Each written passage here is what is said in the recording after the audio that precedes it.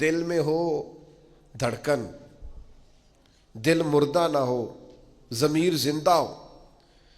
تو یہ جو اگلی آیت ہے نا قرآن مجید کی، سورہ نساء کی اور 5ویں پارے کی آخری آیت، یہ عجیب اللہ کے انداز کریمانہ کا پتہ دیتی ہے۔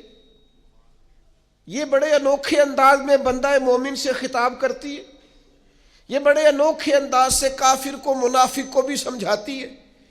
یہ کس طرح کھول کر ایک نیا رنگ قرآن مجید اپنے پڑھنے، سننے، سمجھنے والوں کے دلوں میں پیدا کرتا ہے۔ اللہ کریم نے ارشاد فرمایا ما یفعل اللہ بعذابکم، فرمایا اللہ تمہیں عذاب دے کے کیا کرے گا،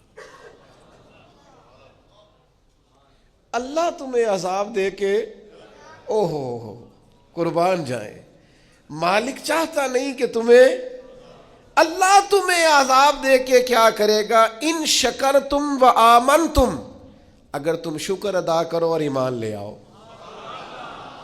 اگر تم شکر گزار بندے بن جاؤ، مومن بندے بن جاؤ، تو اللہ تمہیں عذاب دے کے کیا کرے گا۔ رب تمہیں عذاب دینا چاہتا نہیں ہے، وہ کرم کرنا چاہتا ہے، وہ عطائیں کرنا چاہتا ہے۔ دو ہی مطالبے ہیں، ایک یہ کہ اس کے شکر گزار بنو، اور ایک یہ کہ مومن کامل بنو۔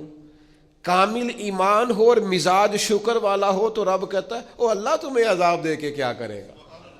اس کی رضا نہیں ہے کہ تم چھلانگے لگاتے ہو، عذاب کی طرف بڑھتے ہو۔ پوچھ لے ویسے دائیں بائیں کسی سے، پوچھ لے ویسے اپنے آپ سے کہ دل شاکر ہے، اللہ کی رضا پہ راضی ہے۔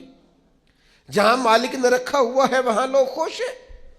ہمارے مزاجوں سے تو حل میں مزید کی طلب ہی نہیں جاتی، یہ کوئی نہیں، وہ کوئی نہیں، یہاں پریشانی، وہاں دکھ، یہاں آزمائش، ہر وقت کے شکوے، ہر وقت کی پریشانیاں، ہر وقت کی آزمائشیں ہم نے اوڑھ رکھی ہیں۔ فرمایا اللہ تمہیں عذاب دے کے کیا کرے گا اگر تم شکر کرو، اگر تم ایمان لاؤ۔ اور مزے کی بات دیکھو، شکر اتنی بڑی نعمت ہے کہ ایمان کا ذکر بظاہر بعد میں کیا، شکر کا پہلے کیا ہے۔ اور یہاں علماء نے لکھا ہے کامل مومن بھی وہی ہوتا ہے جو رب کا شکر گزار ہوتا ہے، جس کے مزاج میں شکر کوئی نہیں نا، اس کو ایمان کی وہ خاص لذت بھی نصیب نہیں ہوتی۔ اور آگے پتہ کیا ارشاد فرما، وہ تمہیں عذاب دے کے کیا کرے گا اگر تم شکر کرو اور ایمان لے آؤ۔ وَقَانَ اللَّهُ شَاكِرًا عَلِيمًا، اللہ تو قدر کرنے والا ہے، اوئے ہوئے، اللہ تو قدردان ہے، اللہ تعالیٰ تو